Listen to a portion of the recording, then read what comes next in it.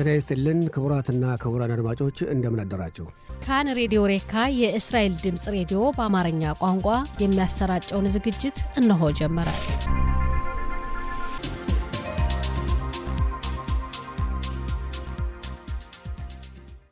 ጤና ይስጥልን ክቡራትና ክቡራን አድማጮቻችን እንደምን አደራችሁ።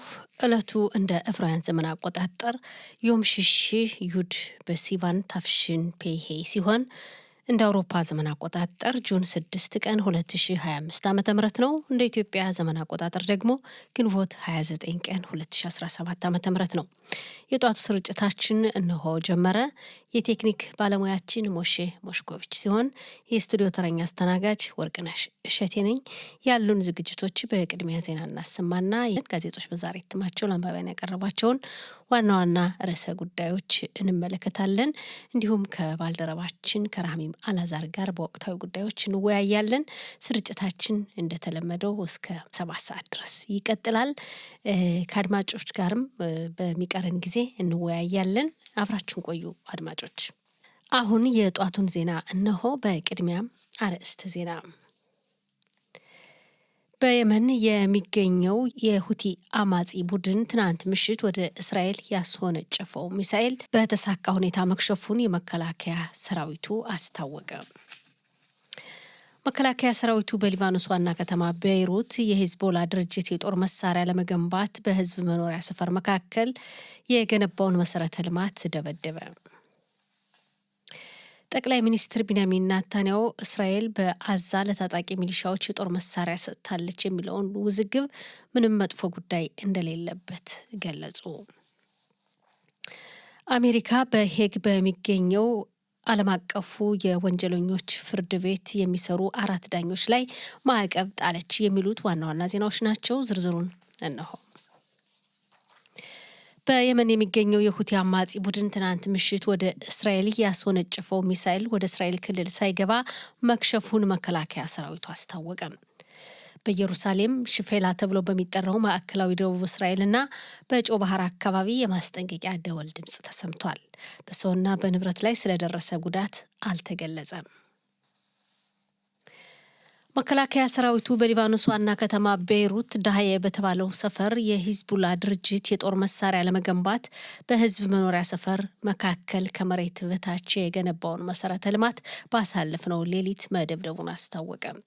በአካባቢው በ5 ህንፃዎች የሚኖሩ ዜጎች አካባቢውን ለቀው እንዲወጡ ከጥቃቱ በፊት በመከላከያ ሰራዊቱ በኩል ጥሪ የቀረበ ሲሆን የሂዝቦላ ድርጅት በሊባኖስና በእስራኤል መካከል የተደረሰውን መግባባት በመጣስ ያለ ሰው የሚበሩ አይሮፕላኖችን ለማምረት በህዝብ መኖሪያ ሰፈር ከመሬት በታች መሰረተ ልማት መገንባቱ ታውቋል። መከላከያ ሰራዊቱ ያደረሰው ጥቃት ከባድ ሲሆን ጥቃቱን ተከትሎ ለሚከሰት ማንኛውም ድርጊት ለመከላከል ዝግጅት መደረጉ ተገልጿል። ይሁን እንጂ በሰሜን እስራኤል ነዋሪዎች የደጀን እዙን መመሪያ እንዲጠብቁ ከተላለፈው ማሳሰቢያ ውጭ የተለየ ማስጠንቀቂያ አልተሰጠም ተብሏል። ጠቅላይ ሚኒስትር ቢንያሚን ኔታንያሁ እስራኤል በጋዛ ሰርጥ ለታጣቂ ሚሊሻዎች የጦር መሳሪያ ሰጥታለች የሚለውን ውዝግብ ምንም ችግር እንደሌለበት ገለጹ። ኔታንያሁ ጉዳዩን በተመለከተ በአሰሙት ንግግር ወይም በሰጡት ምላሽ አቪግዶር ሊበርማን ምን ሚስጥር አወጣ? ምንም ይፋ ያወጣው ነገር የለም። በደህንነት አካላት በኩል በአዛ የሐማስ ታጣቂዎችን እናንቀሳቀሳለን። ጉዳዩ ምንም ችግር የለውም። የመከላከያ ሰራዊቱን ሕይወት ለማትረፍ ነው። ይህን ይፋ ማድረጉ ለሐማስ ብቻ ነው የሚጠቅመው በማለት ለነገሩ ሊበርማን ሁኔታው አያሳስበውም ብለዋል ጠቅላይ ሚኒስትር ቢንያሚን ኔታንያሁ። የእስራኤል ቤቴኑ ፓርቲ ሊቀመንበር አቪግዶር ሊበርማን ትናንት በረሽት ቤት ሬዲዮ በተደረገላቸው ቃለ መጠይቅ ኔታንያሁ በአዛ ለታጣቂዎች የጦር መሳሪያ እያስታጠቁ ነው ማለታቸው ይታወሳል። ሞዓጻት ግዶሊያ ቶራ የተባለው ሸንጎ ክነሴቱ እንዲበተን ድጋፍ የሚያደርግ መሆኑን አስታወቀ። ከዚህ ጋር ተያይዞ ጠቅላይ ሚኒስትር ቢንያሚን ኔታንያሁና የክነሴቱ የውጭና የደህንነት ቋሚ ኮሚቴ ሊቀመንበር ዩሊ ኤድልሽታይን ትናንት ባካሄዱት ውይይት ችግሩን ለመፍታት ግስጋሴ የታየበት መሆኑን የጠቅላይ ሚኒስትሩ ቢሮ ባወጣው መግለጫ አስታውቋል። በሚቀጥለው ሐምሌ ወር ለየሽባ ወይም ለሃይማኖት ትምህርት ቤት ተማሪዎች 50 ሺህ የወታደራዊ ዘመቻ ጥሪ የሚላክ መሆኑን የመንግስት ህግ አማካሪዋ ትናንት ምሽት አስታውቀዋል። የመከላከያ ሰራዊቱ የብሔራዊ ውትድርና ዘመቻ ለሚቃወሙ አካላት የአፈጻጸም እርምጃ ለመውሰድ የሚያስችል ፕሮግራምም የሚያዘጋጅ መሆኑ ተገልጿል። የክነሴቱ የውጭና የደህንነት ቋሚ ኮሚቴ ሊቀመንበር ዩሊ ኤድልሽታይን በሰጡት ምላሽ የዘመቻ ህጉን ለማጽደቅ ሲባል የሊኩድ ፓርቲ ከኃላፊነታቸው ሊያሰናብታቸው እንደሚችል ገልጸዋል። የቀኝ ክንፉ ፖለቲከኞች ትናንት ምሽት በኢየሩሳሌም ከከፍተኛው ፍርድ ቤት ፊት ለፊት የፍትህ ስርዓቱን በመቃወም ሰላማዊ ሰልፍ አካሄዱ። በሰልፉ ላይ በተካሄደው መግለጫ ሚኒስትር ያሪቭ ለቪን፣ ሚኒስትር ቤንጊቪር፣ ሚኒስትር ኪሽ፣ ሚኒስትር ኤልያውና ሚኒስትር ስሞትሪች እንዲሁም ሌሎች የክነሴት አባላትና ራባኒም ተሳትፈዋል።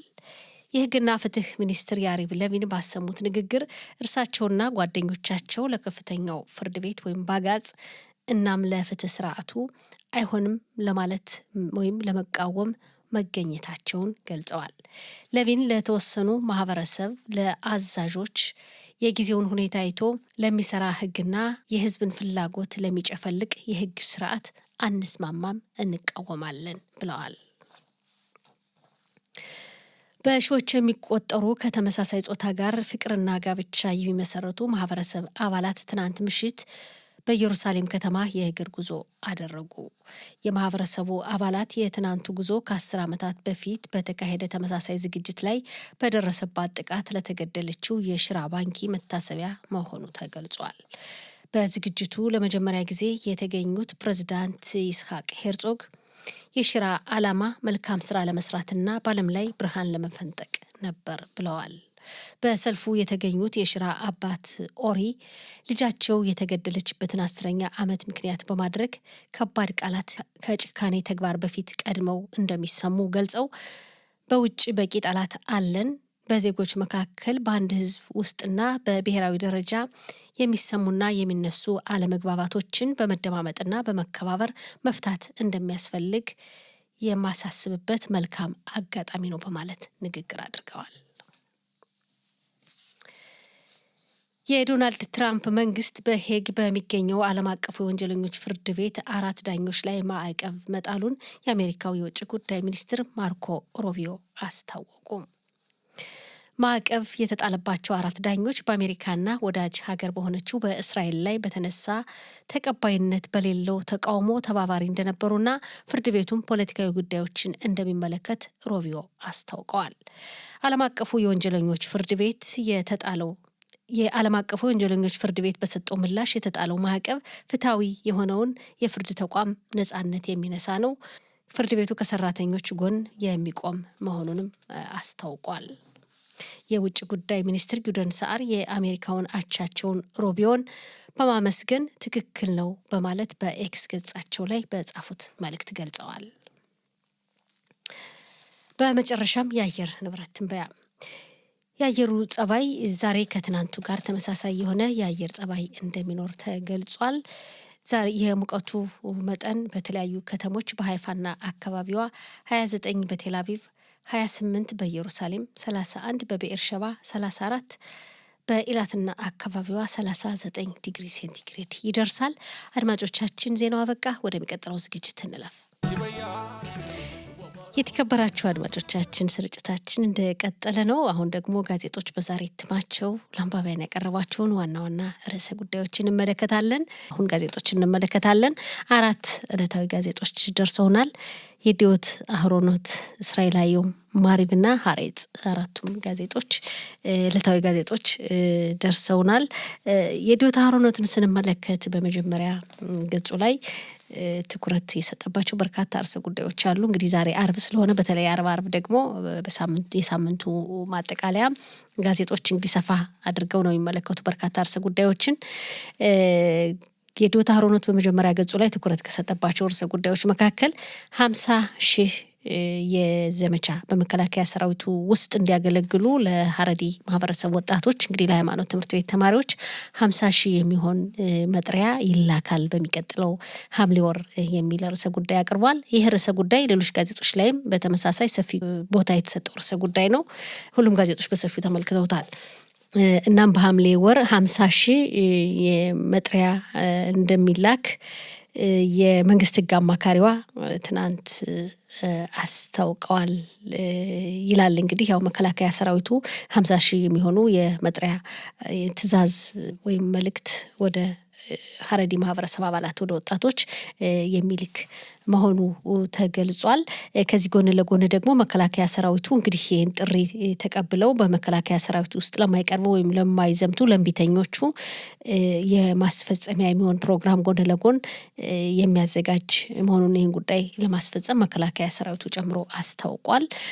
ሌላው እንግዲህ መንግስት ክነሴቱ ይበተናል፣ ክነሴቱ ሊበተን እስከሚችል ድረስ ስጋት እንደተፈጠረ በፖለቲከኞች መካከል ሰሞኑን ያለው ውዝግብ ይሄን በሚመለከትም ሰፊ ዘገባ ቀርቧል። ጠቅላይ ሚኒስትር ቢንያሚን ኔታንያሁ ሁኔታውን ለማስቆም የሚያደርጉት ከፍተኛ ጥረት ተጨምሮ ተገልጿል። ትናንትም በክነሴቱ የደህንነትና የውጭ ጉዳይ ቋሚ ኮሚቴ ሊቀመንበር ከሆኑት ከዩሊ ኤድልሽታይን ጋር ተወያይተዋል እና ሁኔታውን ለማስቆም ጥረት እያደረጉ ነው። ከዚህ ጋር ተያይዞ ደግሞ ቀደም ሲል እንግዲህ በወቅታዊ ትንተናውም በዜናውም እንደተመለከት ነው መዋጻት ግዶልያ ቶራ የተባለው እንግዲህ ግዶልያ ቶራ የቶራ የኦሪት እንደሚመለከተው ታላቁ እንግዲህ ሸንጎ ማለት ነው ወደ አማርኛ ሲተረጎም ከሞላ ጎደል እነሱም ክነሴቱ እንዲበተን የሚደግፉ መሆናቸውን ወስነዋል። ትናንት ባደረጉት ውይይትና በተለይ ሀረሪ ማህበረሰብን የሚወክሉ ፓርቲዎች እና እንግዲህ እንዲህ አይነት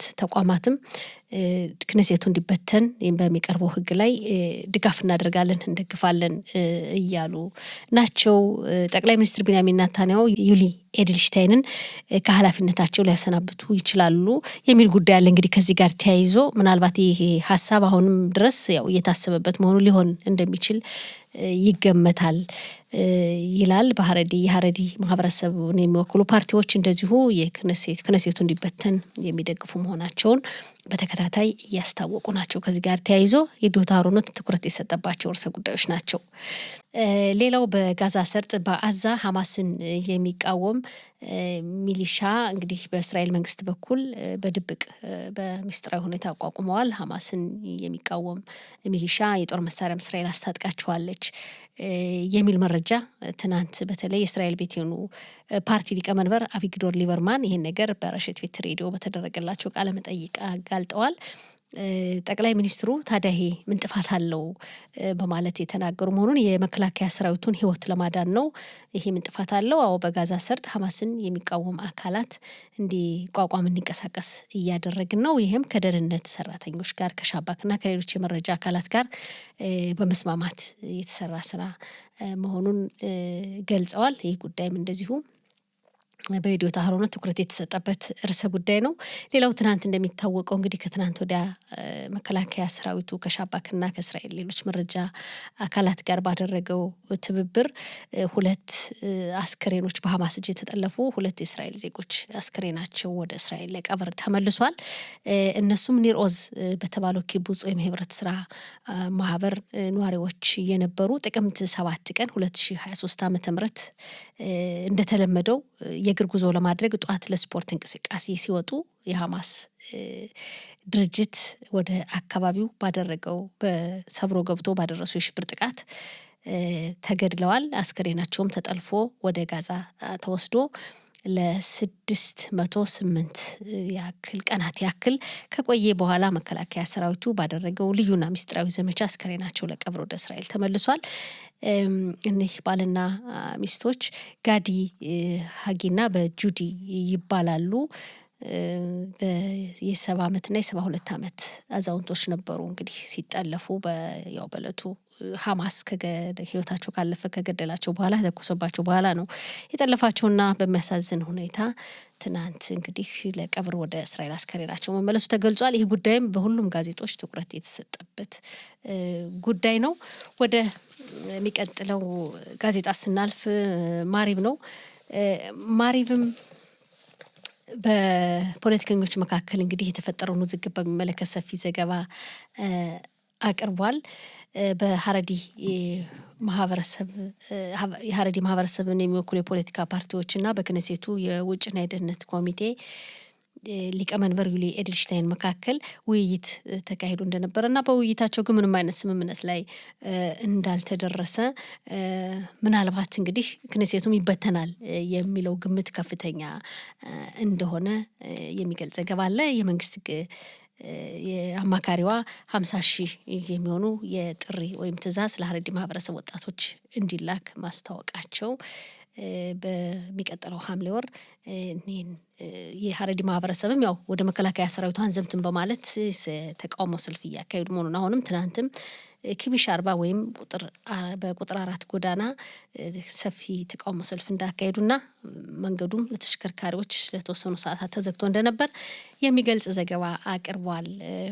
ማሪብ ሌላው እንግዲህ ምርጫ ቢካሄድ የሚለውን ሀሳብ እንግዲህ ክነሴቱ ቢበተን የሚለውን ግምት በመያዝ ማሪብ ጥናት እንዳካሄደና ከሚመረጡ ፓርቲዎች እንግዲህ ምን ያህል ድምጽ ሊያገኙ እንደሚችሉ በራሱ ጥናት የደረሰበትን ቁጥር አስቀምጧል።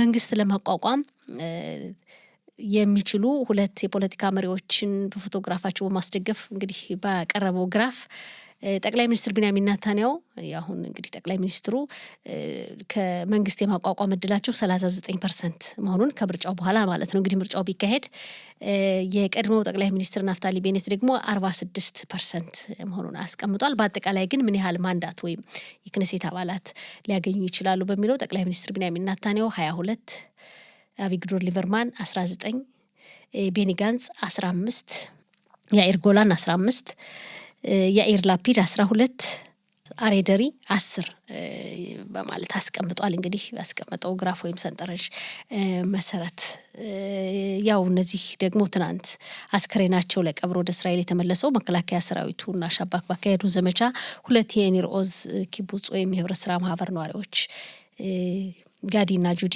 እነሱንም በሚመለከት ሰፊ ዘገባ አቅርቧል። ማሪብ እንግዲህ 56 የተጠለፉ ዜጎች በህይወት ያሉና ህይወታቸው ያለፈ 56 የሚሆኑ ዜጎች አሁንም በሐማስ እጅ እንደሚገኙ የሚገልጽ ዘገባ አቅርቧል። እስራኤል አየሁን በተመሳሳይ ርዕሰ ጉዳይ ነው ዘገባውን ያቀረበው። ሁሉም ጋዜጦች ላይ እስራኤል አየሁምና ሌሎች ጋዜጦች ላይ የተጠቀሰ ጉዳይ ነው። እንግዲህ ከሐማስ እጅ የተመለሰ በመጨረሻ ላይ በተደረሰው ስምምነት እንግዲህ ባለፈው በነበረው ስምምነት የተመለሰ ኤሊ ሻራቪ እንደምናስታውሰው ኤሊ ሻራቪ ጥቅምት 7 ቀን ባለቤቱና ልጆቹ በደረሰው ሽብር ጥቃት ተገድለው እሱ ተጠልፎ ወደ አዛ ተወስዶ እንግዲህ በቅርብ ጊዜ ነው የተመለሰውና መጽሐፍ ሀቱፍ ወይም የተጠለፈ የሚል መጽሐፍ ጽፎ ያቀረበ መሆኑና ስለ መጽሐፉ በተለያዩ መገናኛ አውታሮች በጋዜጦችም ሰፊ ቃለ መጠይቅ ተደርጎለታል። በዚህ መጽሐፉ ላይ እንግዲህ የነበረውን ሁኔታ በሰፊው እየገለጸ ይገኛል። ባለቤቱና ልጆቹ በዚህ ሽብር ጥቃት መገደላቸውንም ሲመለስ ነው እንግዲህ ያወቀውና ከባድ ነበር በጣም በሚያሳዝን ሁኔታ በጣም ደክመው ከተመለሱ የተጠለፉ ዜጎች መካከል አንዱ ነው። ስለሱም የቀረበ ዘገባ አለ ጋዜጦች ላይ። ሀሬጽም እንግዲህ በተመሳሳይ ይህንኑ ጉዳይ ነው ተመሳሳይ ርዕሰ ጉዳይ ነው ያቀረበው በዛሬ ዘገባው። ሀሬጽ ጋዜጣ ላይ ያየነው አንድ መረጃ ፓራጉን የተባለ የእስራኤል ካምፓኒ የሰራው እንግዲህ የስልክ ውይይቶችን ማዳመጥ የሚያስችል መተግበሪያ በዚህ አማካኝነት ጣሊያን ዜጎቿን ተከታተለች የሚል ዘገባ አለ። በሰፊው ልታነቡት ትችላላችሁ። በጋዜጣ ውስጥ ገጽ 4 ላይ በተለይ በሰፊው ተጽፏል። አድማጮች እንግዲህ ዛሬ ጋዜጦች ለአንባቢያን ያቀረቧቸው ዋና ዋና ብለን የመረጥናቸው ርዕሰ ጉዳዮች ከሞላ ጎደል ይሄን ይመስላሉ። ወደሚቀጥለው ዝግጅት እንለፍ። የተከበራችሁ አድማጮቻችን ስርጭታችን እንደቀጠለ ነው። አሁን ደግሞ ከቴል አቪቭ ጋሽ ረሃቢም እንግዲህ መስመር ላይ ነው። ጋሽ ረሃቢም እንደምን አደርክ? ሰላም፣ እንዴት አደርሽ? ደህና ነሽ? ደህና ነኝ እግዚአብሔር ይመስገን። እንዴት ነው በቴል አቪቭ? እንግዲህ ምን እዛም ብትሆን አንተም አልደህ ነው የምትነሳ ለስራው ስትል። ሁላችንም በያለንበት እንግዲህ ስራ ኃላፊነት አይደል? እውነት ነው፣ ኃላፊነት ስለሆነ እነሳለን። ምንም ማለት ጥሩ ነው፣ ጥሩ ነው። እሺ አዎ እንግዲህ በመከላከያ ሰራዊቱ እንደገና ደግሞ በሊባኖስ አሁንም የሂዝቦላ ድርጅት አርፎ አልተቀመጠም። ባሳለፍነው ሌሊት ጥቃት አድርሷልና እንዴት ነው ይህ ጉዳይ? ጥቃት አድርሰዋል። ትናንት ምሽት ላይ የእስራኤል መከላከያ ሰራዊት አስቀድሞ ማስጠንቀቂያ ከሰጠ በኋላ 4 ህንፃዎች ተጠርጣሪ ህንፃዎች እዚያ ከሰራቸው የሆነ ተንኮል እየተሰራባቸው ነው ያለው የሚለው መረጃ መሰረት ስለደረሰበት ነዋሪዎቹ እንዳይጎዱ ከቦታው በአስቸኳይ ወጥተው ወደ ራቅ ወዳለ ቦታ እንዲሄዱ ጥሪ ቀረበላቸው። በዛ መሰረት ዜጎቹም ተደናግጠው ከቤታቸው ከአካባቢው ወጥተው ለመራቅ ሲሞክሩ ብዙ የትራፊክ መጨናነቅ ተፈጥሮ እንደነበር ነው የሚነገር ያለው። ይሁንና የሆነው እንዳለ የእስራኤል መከላከያ ሰራዊት በተለይ መረጃ አማካኝነት እነዚያ ቦታዎች ስር ዋሻ ውስጥ ሂዝቦላ የጦር መሳሪያ የሚያዘጋጅበት ቦታ ነው። በተለይ ካትባ የሚባለው ድሮን የምንላቸው እሱን መሳሪያ እያዘጋጀ ነው በምስጢር ከዋሻ ውስጥ የሚል መረጃ ስለደረሰ እንግዲህ ከዚያ ከህንፃው ስር ነው እንግዲህ ህንጻ ረዣዥም ህንጻ ነው።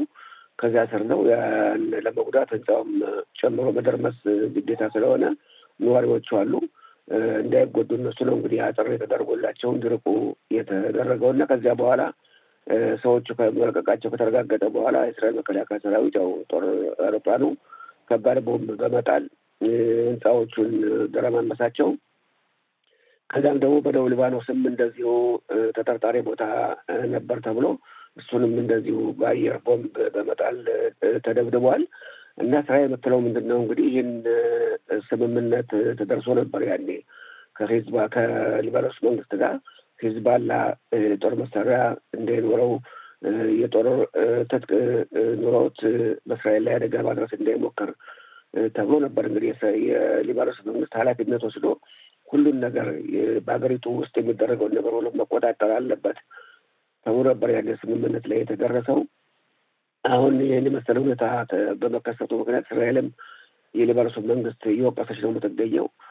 ውሉን አላከበረም፣ እኛም ደግሞ እንደዚህ ከሆነ አናከብርም፣ ስለዚህ ራሳችን መከላከል ስለሚገባን እና ሂዝቦላ ተጠናክሮ እንደገና በዜጎቻችን ላይ እንደባለፈው አደጋ እንዳያደርስ አስቀድመን መጉዳት ስላለብን ይህን መሰል እርምጃ መውሰድ ተገደናል ትላለች እስራኤል በበኩሏ። እና ኢራን ናት እንግዲህ ካለችበት ቦታ ሆና አንደኛ ገንዘብ የላከች ገንዘብ በተለያየ ዘዴ ነው የምትልከው። በተለይ በዚህ በመንገደኞች የሚያመላልስ አውሮፕላን አማካኝነት ከሻንጣ እየዘጋች እያሸገች ይሄ ዲፕሎማቲክ ፓውች ይባላል። እንደዚያ ከሆነ ያ ሻንጣ አይፈተሽም የዲፕሎማቲክ እቃ አለበት ከተባለ እና በዛ አማካኝነት እያሾለከች እያስገባች ለሂዝቦላ ይሄን የመሰለ ሁኔታ እንዲፈጽም የገንዘብ እርዳታ ሆኗል። ከዚያም በተጨማሪ ኢራን ካለችበት ቦታ ሆና ለሂዝቦላ በተለያዩ መገናኛ መስመሮች ዘዴዎች መመሪያ ትሰጣለች። እንደዚህ አድርጉ፣ እንደዚህ አድርጋችሁ፣ ተደራጁ፣ በዚህ አይነት እስራኤል መጉዳት ሞክሩ እያለች ካለችበት ሆና መመሪያ ትሰጣለች ብላ እስራኤልም ደግሞ ኢራንን ወንጅላለች። እና ይህን የመሰለ ሁኔታ ነው ያለው በሊባኖስ እና በሂዝቦላ በእስራኤል በኩል ያለው።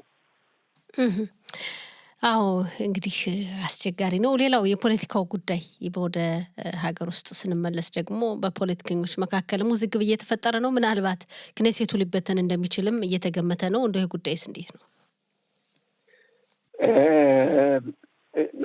አስቸጋሪ ነው እንግዲህ ሁኔታው። ምን መሰለሽ የፖለቲካ የሚባል ነገር ቀስ ብሎ የተፈጠረ ችግር ወይ የቆየ እየሰፋ ሄዱ መጨረሻ መንግስት እንዲበተን ያደርገዋል።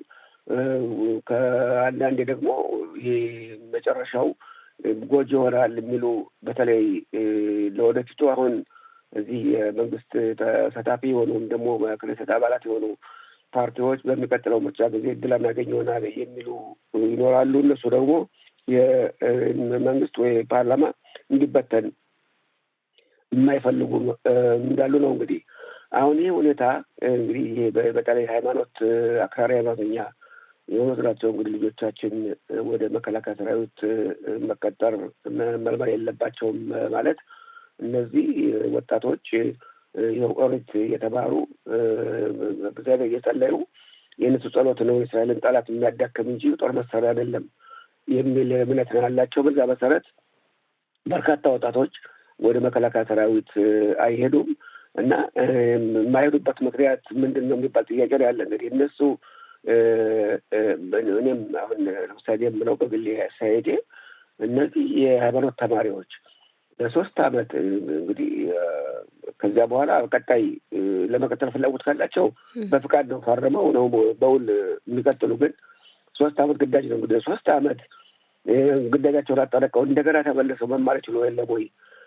የእስራኤል በዚህ በተለያዩ ዩኒቨርሲቲ የሚማሩ ተማሪዎችም እንደዚሁ ትምህርታቸውን እያቋረጡ ሂደው ከዚያ በኋላ ተመልሰው ትምህርታቸውን ሊቀጥሉ የለም ወይ?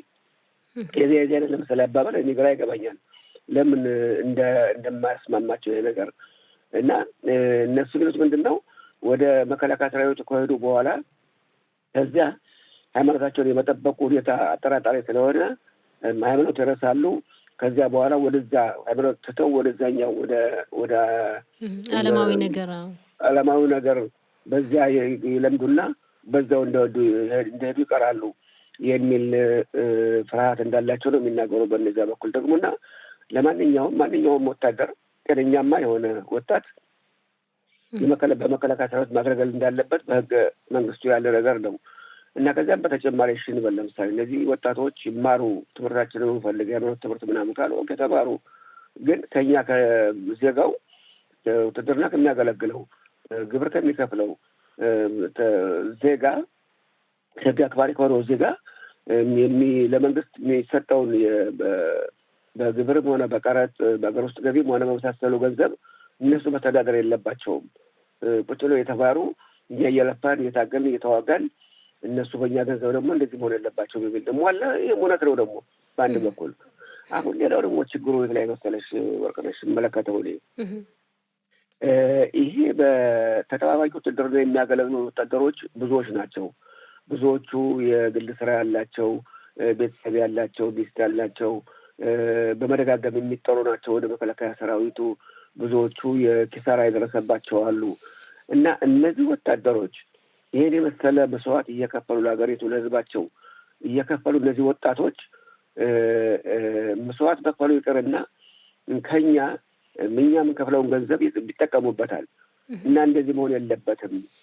ከፊሉ የሚያገለግል ከፊሉ ማያገለግል፣ ከፊሉ የሚጎዳ ከፊሉ የሚጠቀም መሆን የለበትም የሚል አመለካከትም ጥሪም አለ። ይህም አባባል እውነት ነው እና ይህንን እንግዲህ ማገጣጠሙ ነው አሁን ችግር ሆኖ ያለው እና ስለዚህ እነዚህ የአጉዳት እስራኤል የሚባለው አሁን ትናንት ምሽት 7 አባላት ወሳኝ አባላት ናቸው ተገናኝተው ደረሱበት ውሳኔ የእኛ ፓርቲ መንግስት በተን የሚል ሀሳብ ቀርቦ በክኔሴት በድምፅ ብልጫ ድጋፍ እንዲያገኝ የሚቀርብ ከሆነ እኛ እንደግፋለን እንዲበተን የሚል ውሳኔ አስተላልፈዋል።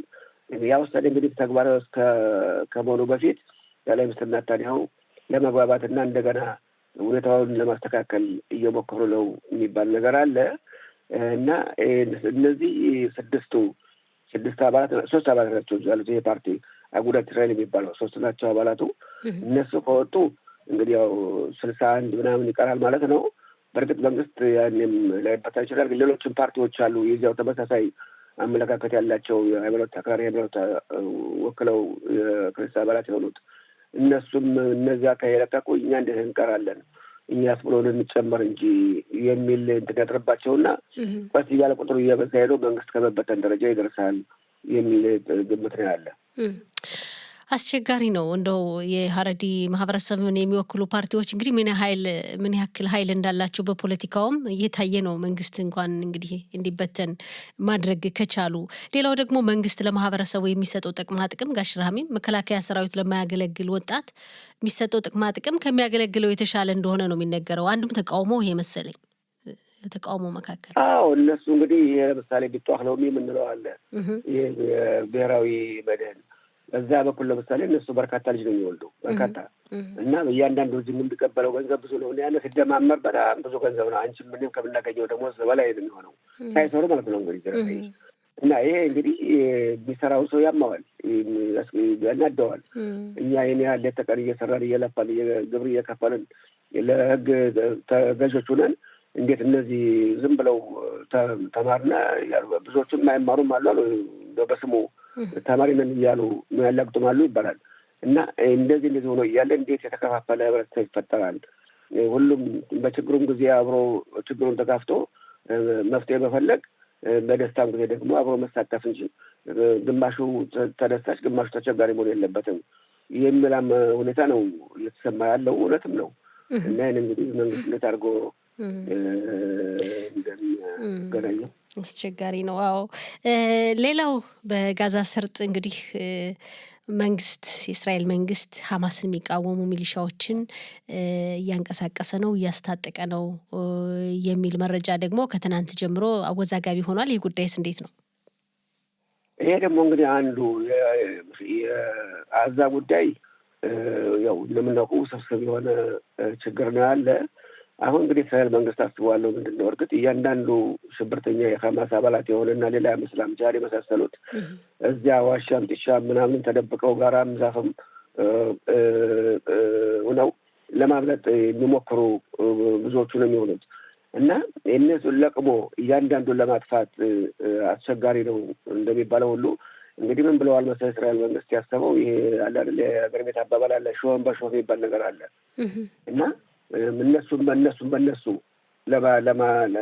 አንዱን እንዲጎዳ ነው እንግዲህ አሁን እስራኤል ያደረገችው ምንድን ነው እንግዲህ እንደው የሆነ ሚሊሻ እዚያው ከአዛ ፍልስጤሞች እና በሰሜን በደቡብ አዛ የሚገኙ በድዊ ህብረተሰብ አባላት በዚህ በሲናይ በረሃ ወደ ሰሜን በኩል የሚገኙ እነሱን አጠናክሮ አደራጅቶ ከሂዝባላ ከሐማስ የተወረሰ በርካታ ጦር መሳሪያ አለ። ጠመንጃው፣ ሽጉጡ ብዙ ነገር አለ እና ያንን እንደነዚህ አስታጥቆ እና የተለያዩ ጥቅሞችን በመስጠት እነሱ ከሐማስ ጋር እንዲዋጉ ሐማስን እየፈለጉ እንዲጎዱ እነሱ ጥቅማቸውን እየተቀበሉ ጥቅማቸው እንዳይጎዳ ማለት በጥቅም ተይዘው እነሱ እንዲዋጉ ለማድረግ ተወስኖ ጦር መሳሪያ ተቀብለዋል የሚባል ነገር እንግዲህ በምስጢር ነው ይህንን ያሰቡት ሻባክ የሚባለው የሀገር ውስጥ መረጃ ድርጅትና መከላከያ ሰራዊቱ ከዚያ ራሳቸው ጠቅላይ ሚኒስትሩ ብቻ ናቸው እንኳን የካቢኔ ሚኒስትሮች ማያውቁም አሉ። ያን ያህል ተሳታፊዎች አልነበረው እና በእነሱ ውሳኔ መሰረት ይህን የመሰሉ ፍልስጤማውያን የጦር መሳሪያ ተቀብለው ሐማስን እንዲዋጉ ይደረግ ተብሎ ተወስኖ በዚያ መሰረት ጦር መሳሪያ ተከፋፍለዋል እና ያ ምስጢር የነበረው ማን ያጋለጠው አቢዶር ሊበርባን የሚባሉት ናቸው። በክኔቴት ያጋለጡ እንደዚህ ያለ ነገር በደምና ታዲያው በስውር ሁኔታ ለፍልስጤሞች ጦር መሳሪያ እየከፋፈሉ ነው የሚል ምስጢር ማጋለጣቸው በዛ ምክንያት ጠቅላይ ሚኒስትር ኔታንያሁ በወጡት መግለጫ ምን ታዲያ ምንድነው ጥፋታችን ምንድን ነው የሚል መልስ ሰጥተዋል እሳቸውን በበኩላቸው እና እንግዲህ እንደዚህ አይነት ነው እየተሞከረ ያለው አሁን ፍልስጤሞች በእነሱ ፈላጊዎችን በማብዛትና ጥቅማችን ይጎዳብናል በሚል አመለካከት እነዚያን ተንኮል የሚጠለሱትን ሴራ የሚፈጥሩትን እነሱን እንዲጎዱ ለማድረግ ተወስኖ ነው ይህን የመሰለ እንትን የተደረገ ያለው ይባላል። አዎ እንዲያው ለማጠቃለያ ምን ትላለህ ጋሽ ረሃሜ? ወርቄ እንግዲህ እንደምናየው በየጊዜው እች ሀገር ባለፈውም የምናገረው ነገር ነው። እች ሀገር ልክ ይሄ የወሬ ፈጠራ ፋብሪካ ናት፣ ትልቅ ፋብሪካ እና በየጊዜው አዳዲስ ሆነ ነው፣ በየጊዜው አዳዲስ ተአምር ነው፣ ጥሩም ሆነ መጥፎ የሚታይባት ሀገር ናት እና አሁንም ቢሆን ደግሞ ይሄ ፖለቲካው ንትርክም አሁን እንደገና ደግሞ አዲስ አጀንዳ ሆኖ ያለው አሁን የጦር መሳሪያ ለሐማስ ለአዛ ሰዎች መከፋፈሉ አዲስ እና ብርቅ ነገር ነው፣ ያልታሰበ ነገር ነው ተብሎ የሚገመተው። የሂዝቦላውም ጉዳይ እንደዚሁ እንደገና ደግሞ ያንሰራራ ነገር ነው መስሎ የሚታየው። የሶሪያው ጉዳይም እንደዚሁ ባለፈው እናስታውሳለን እና እረፍት የለም። አሁን ደግሞ ቀደምም ስመለከት ቻይና ለኢራን የረዥም ርቀት ተወንጫፊ ባሊስቲክ ሚሳይል ሏቸዋል 800 የሚሆኑ ረዥም ርቀት ተወንጫፊ ሚሳይሎችን መስራት እንድችል ኢራን ቻይና ከኢራን ጋር ተዋውላለች ይባላል። እንግዲህ ይህንን የመሰለ ሁሌ መወራጨት ሁኔታ ምልሽ አስቸጋሪ ነው፣ በጣም ከባድ ነው። አስቸጋሪ ነው። እንግዲህ ያለው ነገር ይሄ ነውና ሰላም እየራቀ ይመስላል አለማችን። ስጋቱም እንዳልከው ከባድ ነው። በቻይና እንግዲህ ኢራን ከቻይና ጥሩ እናየዋለን በሰፊው ደግሞ መረጃው በስፋት ሲወጣ እሺ እናየዋለን። እሺ ጋሽ ረሃሜ መልካም ቀን ይሁንልህ። ሻባት ሻሎም፣ ደህና ዋል። ሄሎ ባይ ባይ።